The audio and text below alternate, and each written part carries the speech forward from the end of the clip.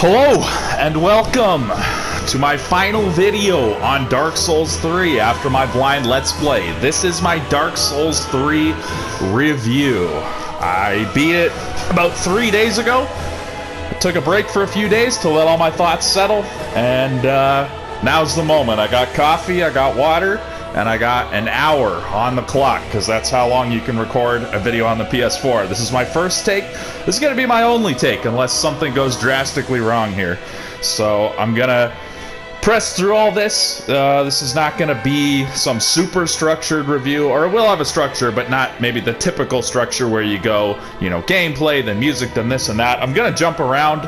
I'm just going to play the game. I'm going to warp around to all the different areas. I'm going to go to all the boss arenas, talk about them all. I'm going to try and be fairly snappy about it, because even though an hour is a long time, there's a lot to get through, and I do want to get through all of it. So I'll just start by saying, one, isn't this fucking music great? Love this music. I don't think it's quite as good as the title screen music within Elden Ring, but since we're here, I'll just mention it right now. This is an epic title screen bit of music, so that's great. Like I said, this is a blind Let's Play. This is my first time playing it. I have previously played, in the order that I played them, Demon's Souls, Dark Souls, Elden Ring, and Dark Souls 2. And with each game, I've made the restrictions I've placed on myself just a little bit harder each time. Other than Elden Ring, where I actually played a faith build for the first time, and was using faith-based incantations, which obviously made it easier. But yeah, my first three From Software games, I was willing to soul grind for levels. In Dark Souls 2 and now in Dark Souls 3, I did not. Dark Souls 3, this was the first one where I actually chose to grind for levels. So I'm just giving you some context as far as the playthrough I made, and that's going to shape my thoughts on this, you know. And I'm going to factor in the fact that this is a game that caters to all kinds of different types of playthroughs, types of builds, etc. That's going to factor in a positive way, in that I'm going to give it acknowledgement for the fact that I could play through it 10 more times in 10 different ways and get fairly unique experiences. And it's also going to factor in some negative ways, because I don't think this game does an amazing job of allowing you to play in a unique manner in some ways. Particularly with my build.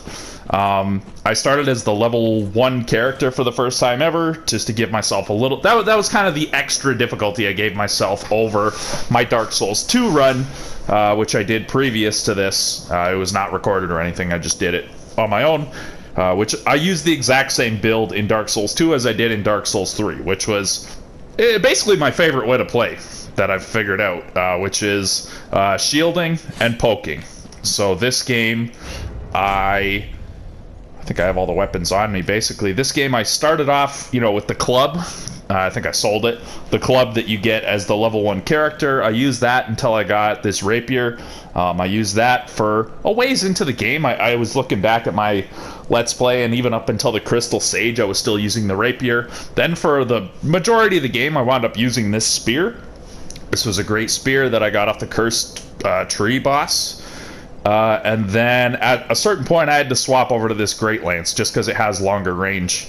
And I just found myself missing too many attacks with this, because I just didn't quite have the range that I wanted. And then for Deacons of the Deep and for Midir, for different reasons that I'll discuss when I get to discussing those bosses, I wound up using a halberd, which I didn't really want to do. The halberd in Dark Souls 2, you could actually do the poke attack from behind the shield still. In this game, the halberd doesn't let you do that. But I was willing to do it because it still felt within the confines of the character I was trying to play. I do like the roleplay aspect of picking one play style and sticking with that. And I'll let that be a jumping off point into mentioning that I do come from a background of playing Monster Hunter, getting big into Monster Hunter games before I was that big into these games.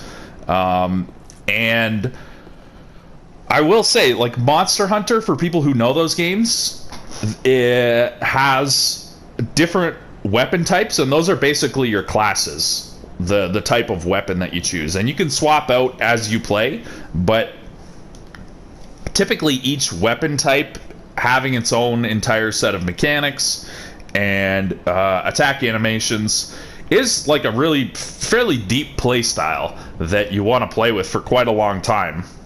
Like, you might mess around with different ones and then find one that you really like and then play with it for a long time against, you know, a ton of different bosses in order to really get it fully and be able to appreciate the mechanics of it. And that depends. I mean, some people are just whizzes at these games and they can, like, master every play style in a fairly short period of time. Good for those people. But I will say, Monster Hunter, from what I've been able to tell, and the Monster Hunter games I've played are 3, 4, and Generations. Those games all seem to be more balanced in the sense that they're a little more viable. You could pick any one play style and play through the entire game, and you wouldn't. It was a little more of a smooth balance, whereas this game in particular, see, I always thought that these From Software games were like that, were quite balanced, where you could just pick any old build, and, you know, obviously some are going to have their ups and downs at this place or that place within the game, but in general, they're all fairly powerful and have their own, like, unique advantages. I found in this game, playing this shield and poke method, and, you know, using other attacks, there's my, like, R2 charge attack, which I didn't love with this weapon. It had its unique advantages, but that's a unique thing of the lance, which I believe is actually a pike in style. Yeah, it's a pike. The spear had, like, for R2, actually had a lunge that was more like that, which I preferred for the R2 attack. But the jump attack is great. That's also the attack that you get if you click R2 from running.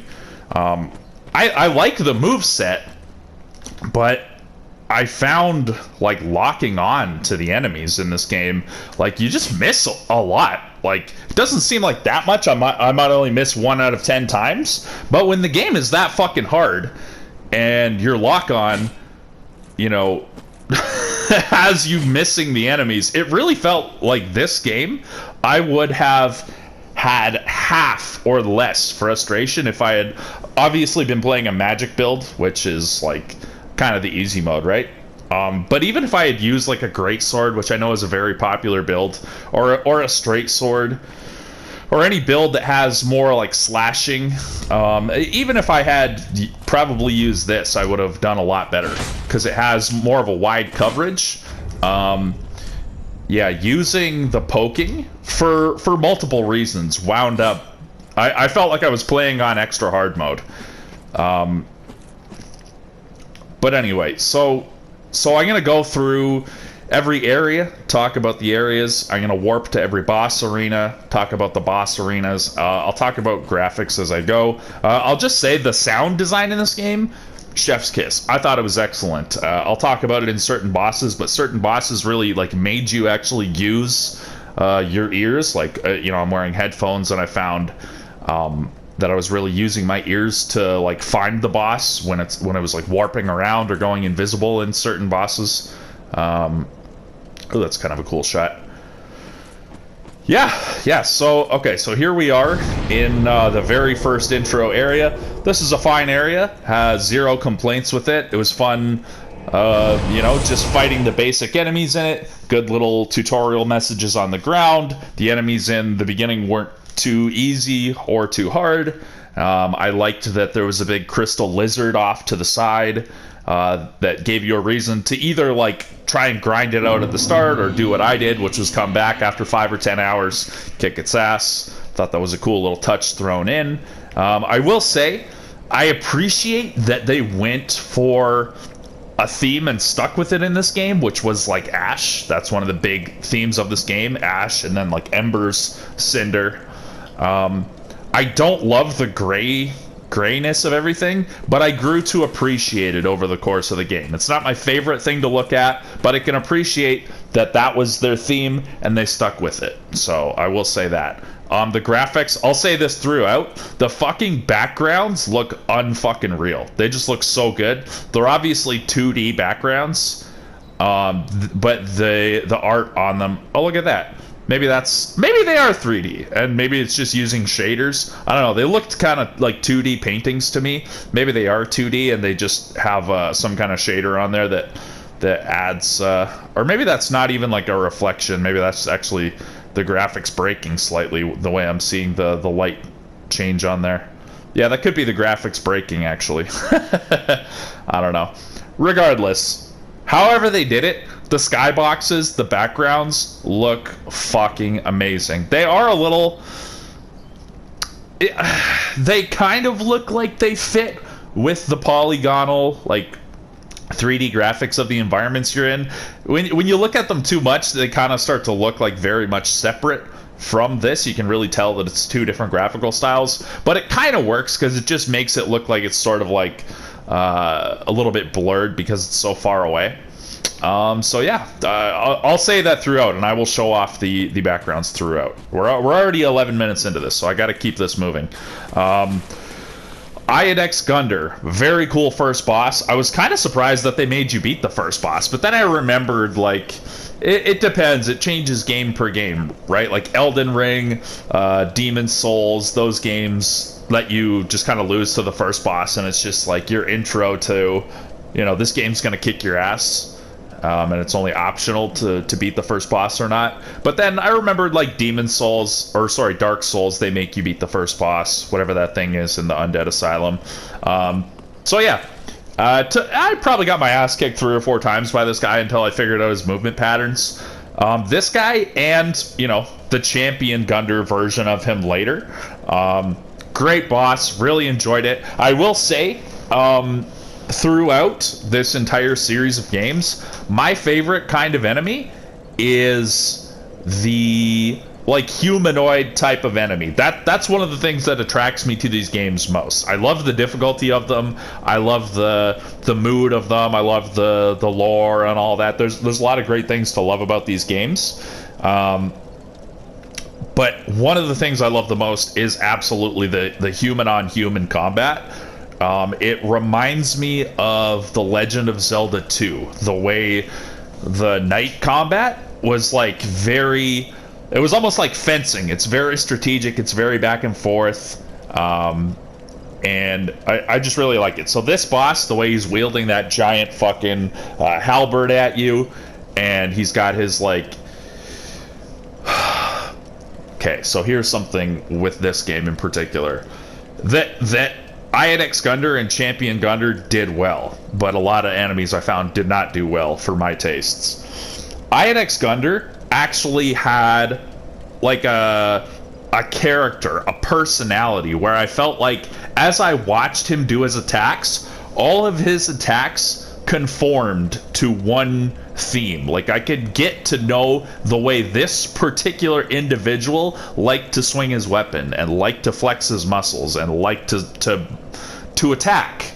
I found a lot of the bosses, they were so tricky and so mysterious in their movement patterns that I had a very hard time just figuring out how to react to them and when to react to them and what I should be reacting to. That's going to be a big theme throughout this review. Let me sip on my coffee. I got to keep this review moving, so I will just say, really liked Iodex Gundyr. No issues with the beginning area. It's fairly small. That's totally fine. Fuck it. I'll just go through these areas in order, even though that'll kind of jump me around a little bit. That'll mostly take me around the game in order. Let's jump up to Champion Gundyr. Since this was its own unique area, I'll just jump up here. Champion Gundyr, during the first half of his health bar is the exact same as Iodex Gundyr, and then the second half of it, he just does, like, some extra new attacks, and he's basically comboing nonstop. Champion Gundyr basically doesn't fucking stop comboing, which I I didn't mind it with Champion Gunder. I because of what I said, because I felt that there was a theme to the way he attacked. There was a certain movement that his character model went through. I thought it was a really well designed boss. But by the time I got to this part of the game, I had been playing for over 100 hours. And let me just show how long I've been playing for. 126 hours, level 117. Here's my final character stats, so you can see those.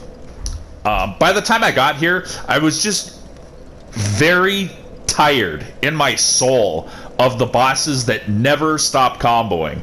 There were a lot of bosses that I just felt just went and went and went and went, and even a lot of regular enemies that just never stop. It's like, give me a fucking break. Like, I know this is all about difficulty. I know as these games go on, you got to keep ramping up the difficulty for the top level players, but I don't love the way it was handled in this game. It felt like it was just trying to get under your skin and wear you down to some degree. So let's go to the High Wall of Lothric. I'll warp up to the top here you know what? Well, I'll warp up to the top here very briefly just to show this area off because it looks so good. I don't think it takes too much time to warp around. Hopefully we fit this all within the 60 minutes.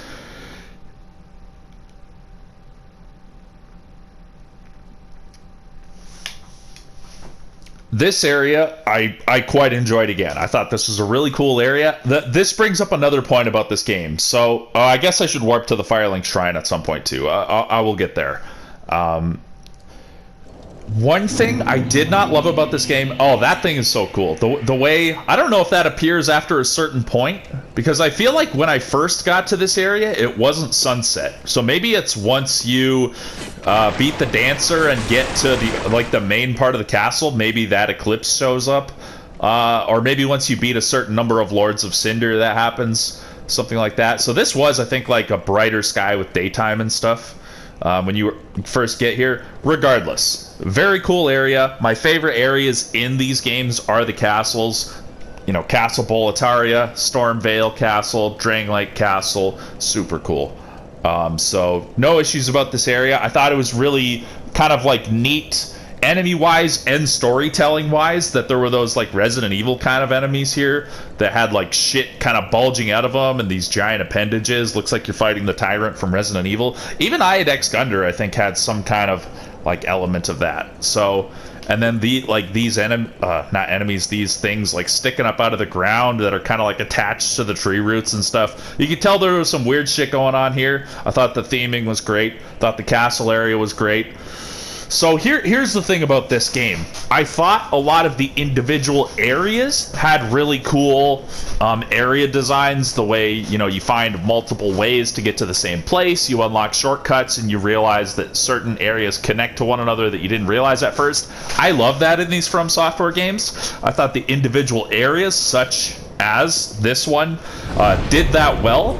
I was disappointed, though, that the entire game didn't really work like that at all. And it was kind of like that in Dark Souls 2 as well. Obviously, Dark Souls 1 is the high watermark. That's the supreme example of a game where the entire game is just like one big Metroidvania that just keeps reconnecting to itself and like is just really intricate in a really excellent way. Dark Souls 2 is way, way less like that. It's a tiny bit like that, but it's more like Dark Souls 3, where individual areas will do that, but the entire game doesn't do that. But at least Dark Souls 2, the entire game was still basically one interconnected map. This game, not so much. Like, you get to the Firelink Shrine from the Cemetery of Ash or whatever that area was, and then from the Firelink Shrine you just warp here to the castle, and then this castle is really only connected later to like the High Wall of Lothric, rather, really is only connected to Lothric Castle, and then like the garden, whatever that garden area was, and then it connects to the Untended Graves, which winds up being part of the Lake of Ash or Cemetery of Ash or whatever. at least in the warp list, but it doesn't actually connect to it. So there are a bunch of disconnected maps in this game, and even the disconnected maps don't really interconnect with one another. It's just the individual areas within the maps that connect with one another. So that was kind of disappointing. You know, I'm not going to kill this game too much for that, because I quite enjoyed Dark Souls 2, and it had, you know, way less interconnectivity than Dark Souls 1. So it's just kind of sad that they've been getting away from that, because that is my favorite part of these games. But I will say the individual areas themselves still did have that connectivity. Like the Cathedral of the Deep had it, this area had it, Irithyll had it a little bit. Different places had it, so that was cool. This boss, Vort, I beat it on my first or second try. Wasn't very hard. I thought it was cool. Still kind of a humanoid enemy. I found I was able to circle around behind him and just keep poking him in the ass. Dodge his attacks. They weren't too bad. Felt good. Enjoyed it. Like, no issues with the boss. And then once again, it's disconnected. You go down here. Look, another beautiful painted background. Love it. Looks fucking amazing. You can see the Undead Settlement. That's cool. I mean, fuck it. Let's raise the banner and fly down.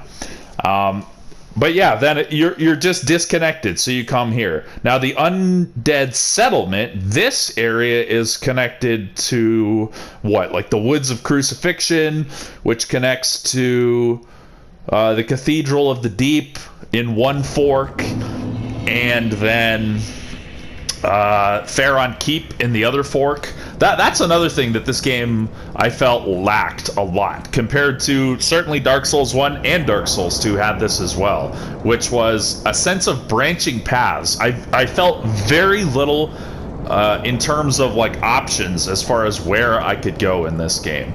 This game felt very linear. I know there were certain choices you could make, like from here, once you go down into the Woods of Crucifixion, technically you do get a choice between whether to head towards Cathedral of the Deep or to head towards Faron Keep, whether you're going to end up defeating...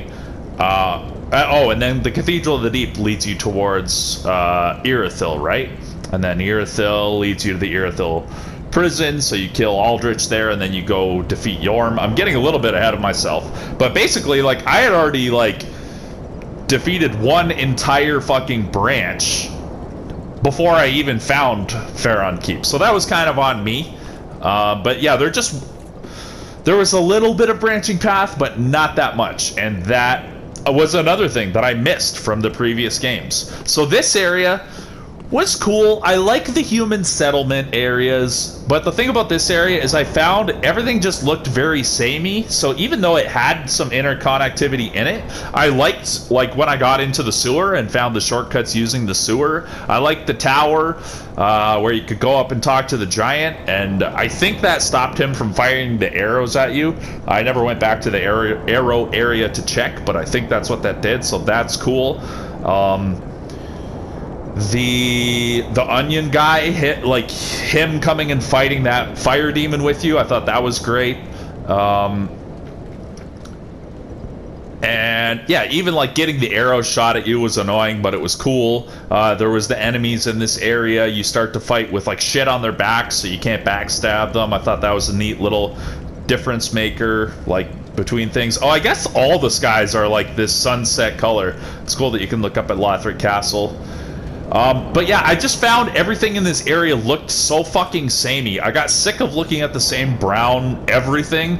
I felt like I was in, I don't know, like the Xbox 360 area where everything was just either green, gray, or brown. That's what this area felt like to me. So, mechanics-wise, there was a lot cool going on in this area. I just felt myself getting lost, and that brings myself...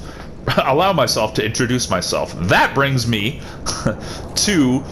a criticism on my personal, within my personal taste. Let's warp to, I guess, there's no bosses here, right? Let's go back to the dancer so that I can, I'm jumping around a bit, but just kind of makes sense to do this all in the order of the warps. I prefer, honestly, the Dark Souls 2 and earlier graphics, where it was simpler. It's way less realistic looking. The Dark Souls 2 graphics, I played it on PS3. Honestly, it looked like a late stage PS2 game. Sometimes, aside from the water, looked great in Dark Souls 2. But yeah, it looked very basic. But this game is so fucking detailed, but I find it hard to look at sometimes. Like, I guess maybe that's just because I'm 37, almost 38 years old. My eyes get tired looking at everything. There's so much detail. And then you put the fucking torch up, and, like, sometimes, a lot of the time in this, and I found this in Elden Ring, too, you can hardly see fucking anything if you don't have your torch up, even with the brightness cranked. The graphics, I think we could do with slightly worse graphics. I'm just going to be honest. And that ties into something I found with the mechanics of the game, and it's probably perfect that I'm standing here in the dancer room when I talk about this, because here's one of the major issues I had with this game. And if you watch my Let's Play, you'll see I fucking rage fucking hard on some of these bosses and in some of the harder areas. And goddamn, like, they maybe it's only on the PS4, maybe on PC it would be better. But I found I was losing a lot of inputs. Okay, I don't love the HD graphics on HD TVs, number one, because there's input lag, so that the timing between when I press the button and when the character actually acts, there's a huge fucking gap between those two things. That's an issue with a game that is so heavily reliant on rolling. Because, like, on a boss like this dancer, my fucking stamina, like, I have 40 into fucking endurance, and that's all the stamina I get. So if I'm just shielding, my stamina goes. These bosses just combo for fucking ever. Their move, like, the dancer there was so much to look at when I'm looking at it. It had the fucking, like, semi-invisible cloak around it, which looks cool, but, like, that's what I meant when I said these bosses are so tricky. Like, there's so much to look at. They have so many different moves that they can do at any given time. They do one move that's fast, and you have to roll it right away, otherwise you're getting hit or shielding and losing a ton of stamina, and you wind up running out of stamina before they even finish their combo, and you have no stamina left to attack with or get away with. You either dodge right away, but if you dodge right away, then you run the risk of them doing a delay attack, which they have a ton of delay attacks. And then you're just going to get hit by the fucking... Like, if you roll right away to roll the quick attack, then you run the risk of getting hit on wake up by the delay attack. And if you wait, because you're waiting to get hit by the delay attack, then you're running the risk of just getting hit by a quick attack. I felt that was a lot of the bosses in this game. So now that let's call that the delay differential problem. The delay differential problem really fucked with me. And because of the HD graphics, and because of, like, lag, when you're connecting via HDMI to HD TVs, and the input delay lag, because of the fact that, I swear to fucking God, somebody correct me if I'm wrong on this, but I swear to fucking God, a million times I could see my roll animation start, and I would still get hit. So I don't think your invincibility frames start at the beginning of your roll animation, which I think is a major misstep. I think that is really shitty of them to do, considering how much they make you reliant upon rolling so many attacks, because there's just such long combos that the bosses do on bosses like this, on bosses like Pontiff Sullivan. I'll keep most of this conversation to this room here, because I'm going to have to get this going. I'm almost halfway done the time in this review. I felt that was a major misstep. And because the other part of the graphics conversation is that the graphics are so good, but the game... I'll just say really quickly, for anybody who knows coding or anything, I'm no coding genius, but in the frame step function, I felt like there's so much going on per frame step because of all the graphics, you lose inputs here and there. The listeners and the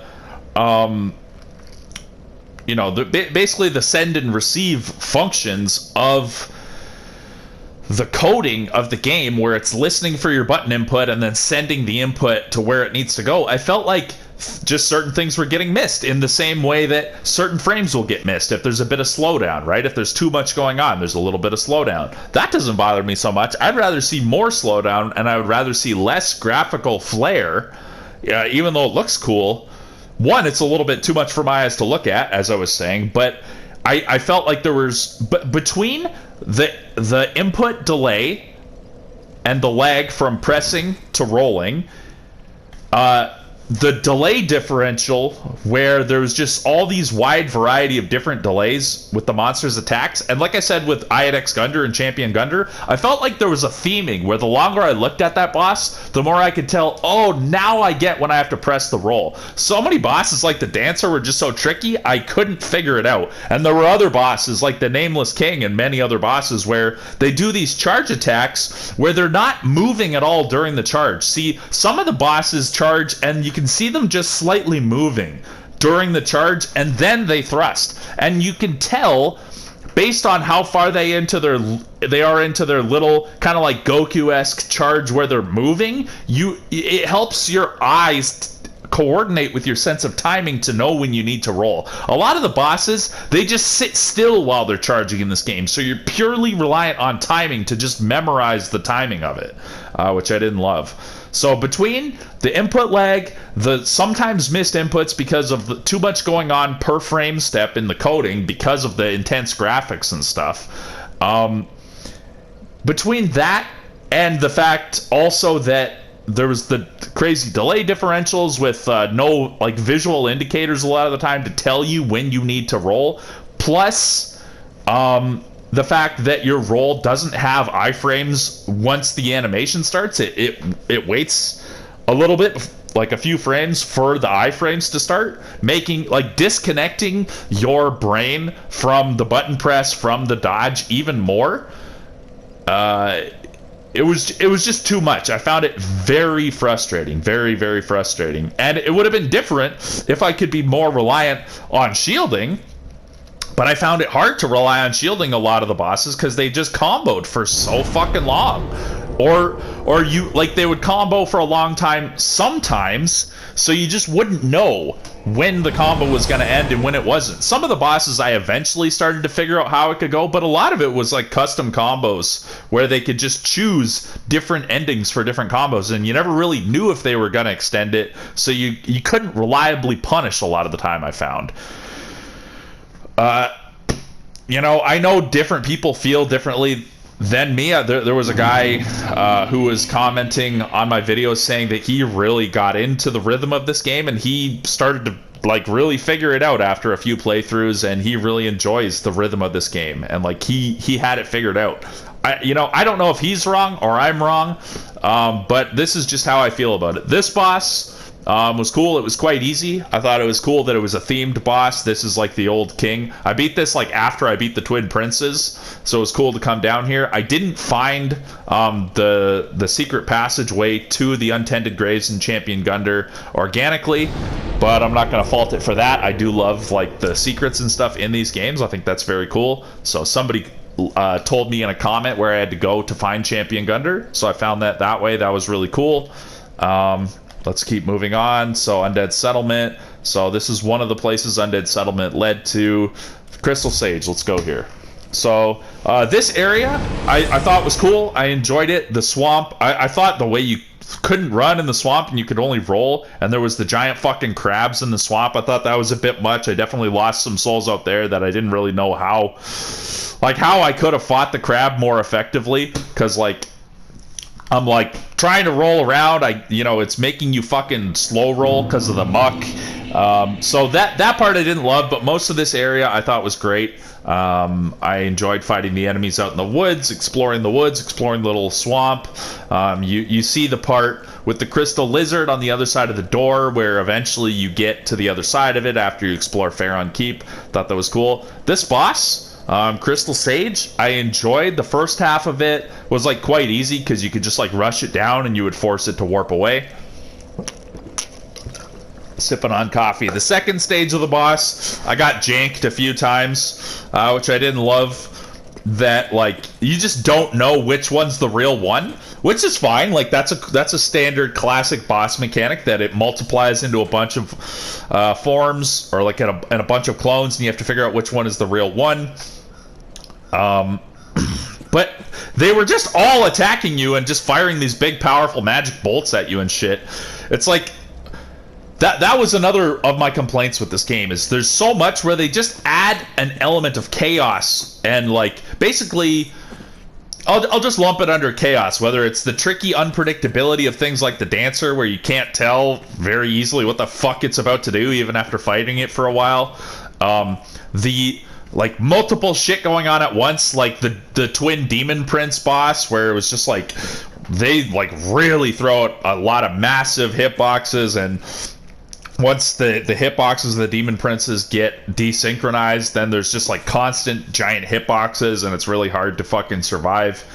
This boss, where there could be like 6 of them all firing magic bolts at you, all in like a staggered, desynchronized manner, so it's like really hard to know. Like, one, you can't be looking in all directions at once, so you're just kind of mashing roll and just hoping nothing hits you, trying to get behind a fucking pillar, but also you gotta go like find which one of these things you need to attack. Like, you're trying to take it out, because the longer you spend not taking out the boss, the more risk you are at risk you are of taking these hits. The double part of the boss with Sister Frieda. There was just a lot of chaos thrown in. Some of the boss's warping mechanics. It's like it's warping to a random spot. I'll get into that in a bit. But yeah, this area I didn't mind. I thought it was not quite as... I thought it was easier to look at than the Undead Settlement. Everything didn't look quite the same, so I had an easier time keeping track of what part was what. So no issues there. Abyss Washers. This boss I don't even remember much of. I remember there's like, you fight a bunch of individual guys. Yeah, there's another element of like just making you fight a bunch of them at once. I found that this boss in particular wasn't the worst example of that, but it was like it takes away from the strategy when they make you fight too much at once. Like Deacons of the Deep, I'll give that as an example of one where they might make you fight a ton of guys at once, but I didn't feel like that was as janky. This boss, a little bit more, because the night enemies are so fucking good in their AI. Like, I just found it like a little bit hard to fight them, but this was not a horrible boss. And then you get to the second part.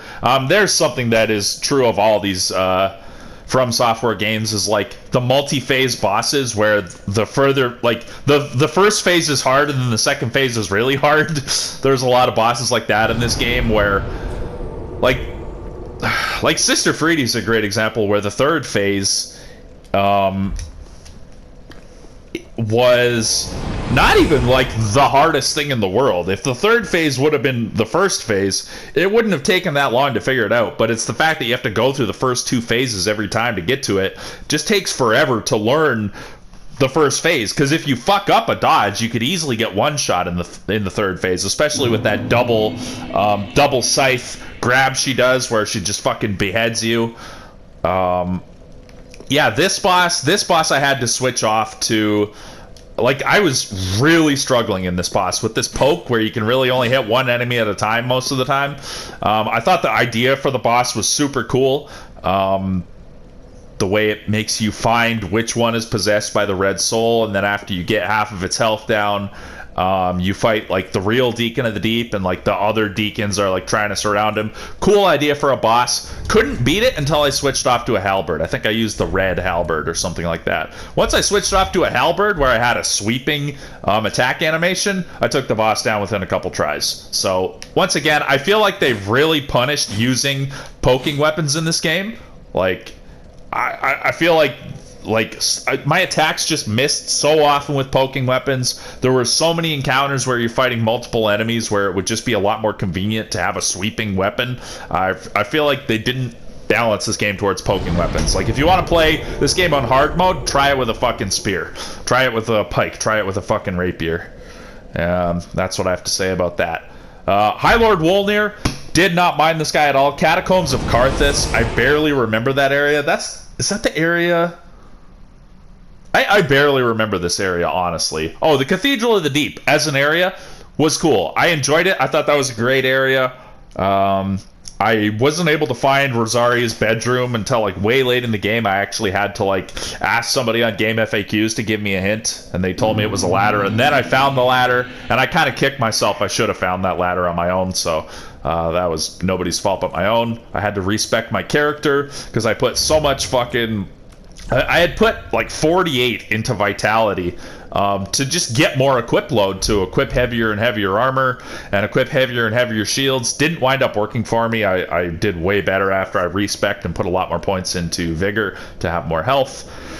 Where are we here? This is High Lord Wolnir, is it not? Yeah, this boss I enjoyed. A little bit of a gimmick boss where you just have to destroy his bracelets. Once I figured out that that's what I had to do, no fucking issue. Enjoyed it. Didn't take me that long to beat. I thought it was a cool gimmick. I like some of the gimmicks because it actually fucking gives you a different experience. I just realized we skipped a fucking boss. We skipped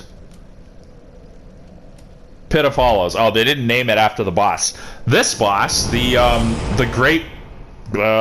cursed Greatwood or whatever, this boss was a fucking son of a bitch.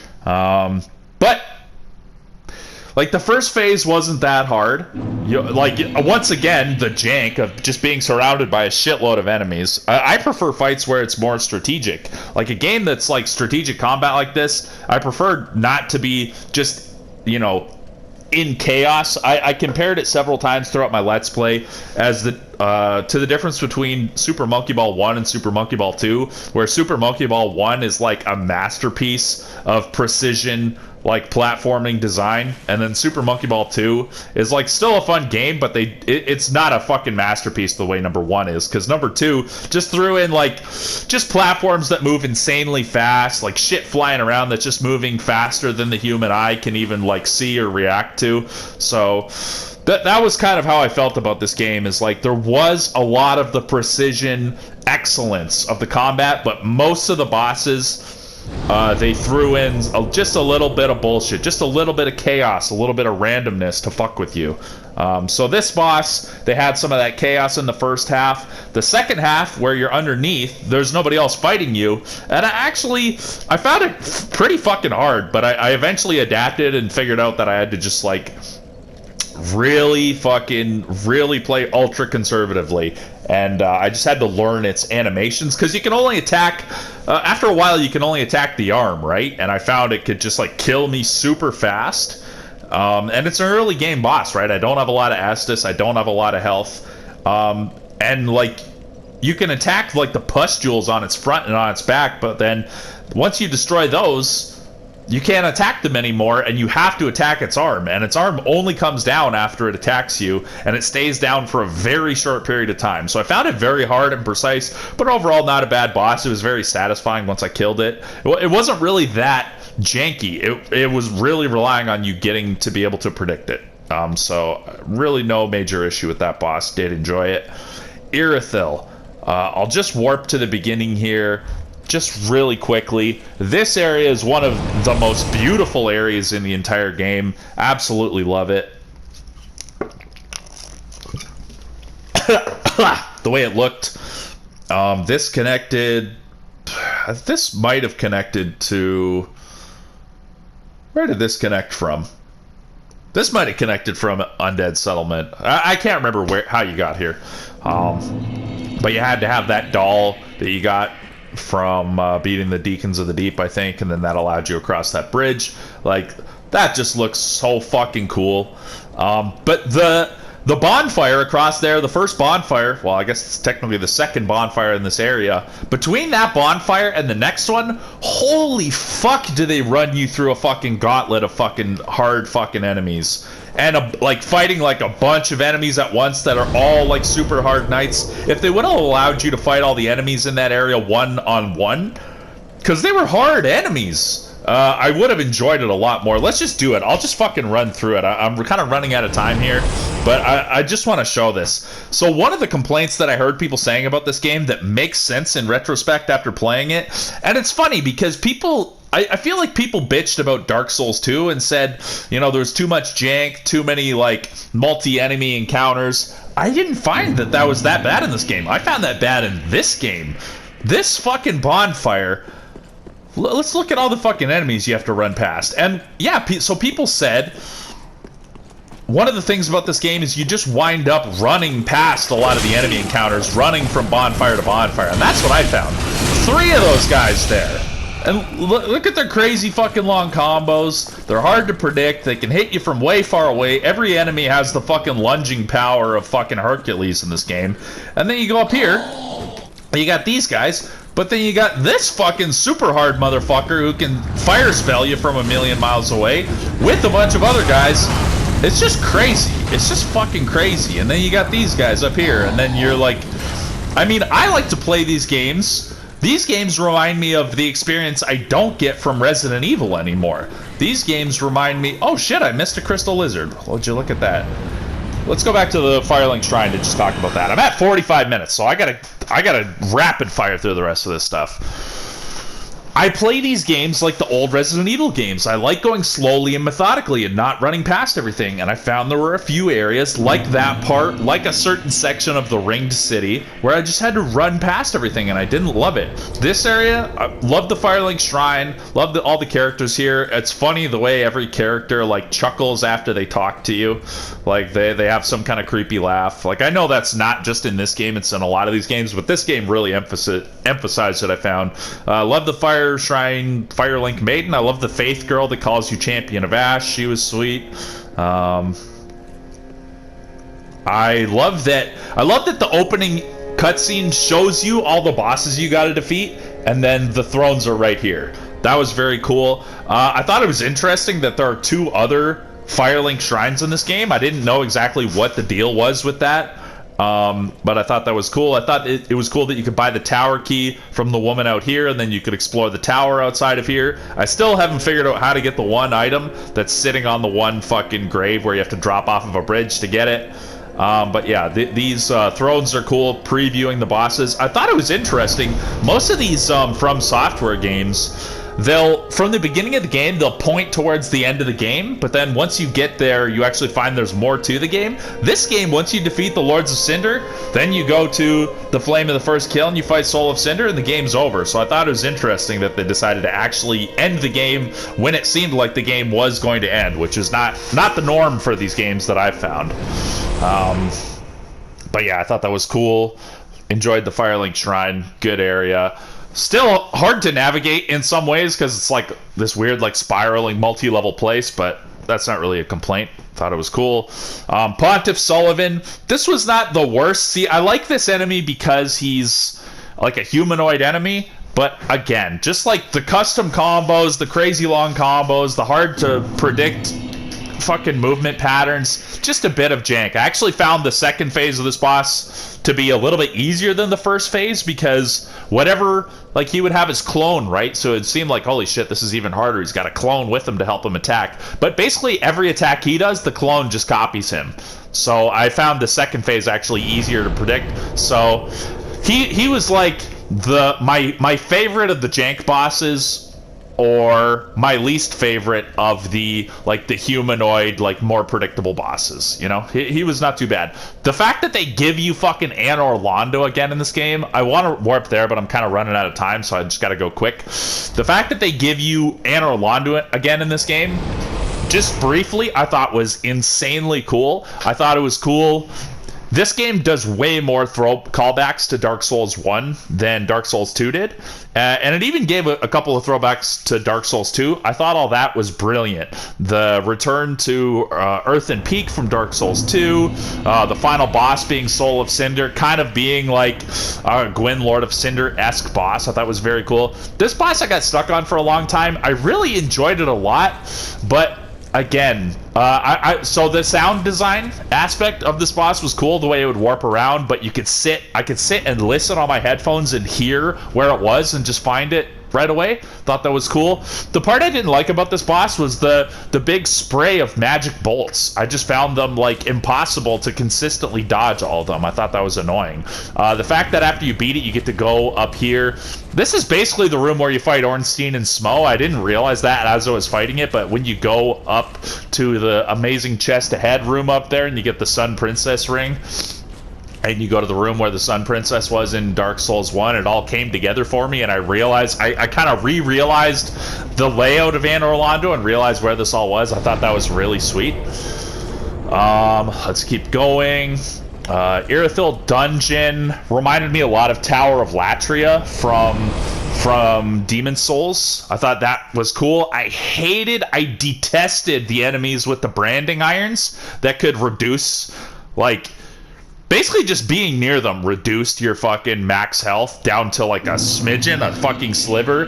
I thought that was really annoying, especially the room where they make you fight like 8 of them at once. I thought that was some bullshit. Again, the jank. I consider that part of jank, where it's just the chaos. They're like, yeah, let's just throw a million things at him. Let's just have acid rain dripping from the ceiling and throw a nuclear bomb at him while he's trying to fight this boss or fight this group of enemies. There was a lot of that shit in this game that I felt. Yorm the Giant, like gimmick boss where you use the super wind sword thing. I thought that was really cool. No issues here. Thought it was great, like change of pace. Really enjoyed it. Profaned Capital, it also had that crazy swamp area with the room with those 3 fucking hand things that can grab you and like one-shot you unless you have a crazy amount of health. And they make you fight 3 at once, and then like the only way to like get them out of that tiny little room is to like drag them out into the poison swamp. Like, I thought that was just some more fucking bullshit. It's just like, there's nothing strategic about that. It should have been one of those guys in that room. It would have been hard enough to fight. Never mind fucking 3 of them in a tight little room surrounded by a poison swamp. It's just too much. Lothric Castle, awesome. Let's go up to Dragon Slayer Armor. This guy was one of my favorite bosses in the game. I thought he was super cool. Design was great. Super fun strategic combat. Kind of like IADX Gunder and Champion Gunder, where I could figure out his movement patterns just by looking at him. But then the second phase, there's got to be a fucking dragon or 2 dragons on either side of the bridge, just like throwing fire spells at you. Like, they just take every fucking punch bowl with this delicious punch of the fun, interesting boss pattern, and they throw a fucking turd in it, which is the chaos, which is the random elements. And like, there's barely anything to hide behind. You can hide behind these a little bit while you're dealing with the tough ass boss Dragon Slayer Armor, and you can like hide behind this, but then it breaks, and then all you have to hide behind is this. And like, I started to get some of the dragon patterns, but some of it was just like unpredictable, and I didn't love that. So like, everything I loved about this game just had a little bit of bullshit in it, which is like my theme of this review is like a great game just with always a little bit of fucking bullshit, which I didn't love. The area of the castle was like really fun to explore, except the Grand Archives. That just had like so many fucking enemies, and it was easy to get lost in. There was a lot to look at. It was very dark, so that goes back to some of those complaints I had about this game. Overall, still all right, but there was just a lot of fucking enemies to go through. Every time you die, you gotta kill like a million enemies again. There's always like a shitload of those imps, and then there's always like a magician with them, like throwing magic at you. The fucking, at the top of the Grand Archives, they put those fucking, I call them the 3 Stooges. There's like an archer, a magician, and a fucking battle axe guy all together that they all aggro at once, like, that are crazy fucking hard to fight together. I had to come back later and fight them. Twin Princes, another example of a boss that is like fantastic in design, really cool that he was on his knees, and then the second phase, he's got his younger brother on his back shooting magic at you. Like, a little bit of the magic was a little bit jank, like with, again, the magic bolts. I don't love the magic bolts. I just find it hard to dodge them all consistently. So that was a theme throughout this game. Whenever there was magic bolts, I didn't love it. The issue with this boss was the warping. And here's another, probably one of the final ones of my major complaints in this game. And fuck, am I going to have to attach a second review onto this thing? Maybe I'll attach like a second part of this. I'm gonna have to, because I'm at 54 minutes already. The lock-on, amongst all the other bitching and complaining I did about the technical mechanics of this game in the dancer room, when I was complaining when I was standing in the dancer room, on top of it all, your lock-on fucking breaks. If I'm locked onto an enemy here and it warps over here, Like, if I'm looking here and it warps here, the lock-on will stay and my camera will just turn. If staying locked on will make the camera move too fast, then your lock-on breaks and you just don't get the lock-on. The worst boss for that was actually the Nameless King. The first part of it with the Storm Drake, the lock-on would just break so fucking often. I hated it. I hated the lock-on breaking. So on top of your lock-on breaking when he warps around and you not always knowing what attack he's going to do out of that, and sometimes he would attack you fucking right away after warping. I can't remember what attack it was. Sometimes he would just attack you right a fucking way after warping. Or no, he would hit his like little pattern would show up right on you and he would drop down from the ceiling and you'd have to dodge pretty quickly, otherwise you'd just get got. But then sometimes he'd warp and it would look like his little warp icon was almost directly on you, but it was a little bit off to the side, so it was just very hard to tell. Plus, when he warped, he would create a flash of light and you wouldn't... Plus, look at all this dust in the room. And then the flash of light from warping to block your vision, plus the fact that your lock-on breaks sometimes, so you'd be scrambling, trying to look around and figure out where he is, trying to listen in your headphones. Just a great boss, really marred by that, I found. And again, he had a lot of like unpredictability in his moves too. It wasn't the worst. I did start to really figure it out all eventually, but it had a little bit of that. Certainly not as good as Champion Gunder for that. Archdragon Peak, didn't find this place on my own. Somebody pointed it out to me. Really enjoyed it. The Ancient Wyvern boss I thought was fucking incredible, super fun. Reminded me of the Archdragon Demon or whatever from the end of the Mines area in Demon Souls, where you're like being attacked by the boss. There are periodically enemies here and there, but they're not too grouped together to make it too chaotic. You're dodging the boss's fire. You're fighting enemies. You're making your way through this fucking area, and you got to get all the way to the top and plunge attack them, and then you kill them in one shot. Beautiful, brilliant, loved it. I thought this area was great. Really enjoyed exploring it. Aesthetically, it was really cool looking. We're the way the fuck up here in the sky. There was a bit of like... there wasn't too much stuff where you had to fight too many enemies at once. There were some grouped up enemies towards the end of it that were a little bit crazy to deal with, but overall nothing too bad. This boss, pretty fun. Really, it was just the first phase of it kept annoying me because my lock-on would keep breaking, and it would take what really was supposed to be a gimme first phase that was like fairly easy, and I just kept getting fucking annoyed because I would lock onto it and then my lock-on would break. Or I'd lock onto the head and then the lock-on would break and change to locked on to the guy on top of him, so my attack would miss his head. Yeah, the second phase, again, middle of the road as far as being able to predict his moves. He had a lot of moves where he would start to charge an attack delay in the first phase of his second half, where it's just him. The second phase of his second half I actually thought was a little bit easier. It was easier to predict his lightning bolts and shit like that, I found. Overall, really not the worst boss. I actually enjoyed it quite a bit. Like, again, I like the humanoid bosses. I like the hand-to-hand combat. But really, it was just the first phase with the lock-on breaking, and then the first half of the second phase. Like, I felt like there were a bunch of attacks, or maybe just some attacks. Really, it only takes one attack where you can't figure out how to, like, get the timing. I eventually got it, and, like, it wasn't the hardest boss in the game by far, but... Where the hell's the bonfire? Is it down here? It just like... It just felt frustrating to figure out the timings and the delays and stuff. Again, common theme from throughout this game. So, let's go... Flameless Shrine. Killing the first flame. Okay. Oh, wait, Flameless Shrine. I thought it was cool that they included the multiple... Firelink shrines. I thought that was a neat little kind of mystery, like especially the one in the Untended Graves, where there's like another of those fucking whatever she was called, the maiden that like sold you shit, the old lady. It was very mysterious. Like, what the hell is this all about? All of them had the exact same set of 5 thrones with all the same names on them, like Yorm the Giant and Aldrich the Devourer of Gods. Like, I couldn't really figure out the mystery of that, but I thought it was cool and neat. Maybe they're from a different time. Maybe they're from I don't know, a different period in history. Hard to say. But yeah, I'm at the end of this, so I'm going to have to make a part 2 of this. I guess that's just how I'm going to have to do it, because I'm not quite at the end here. So thanks for watching part 1. I'll make a part 2. I'll put them together in a playlist so that it's really easy to figure out how to get to the second half of this review.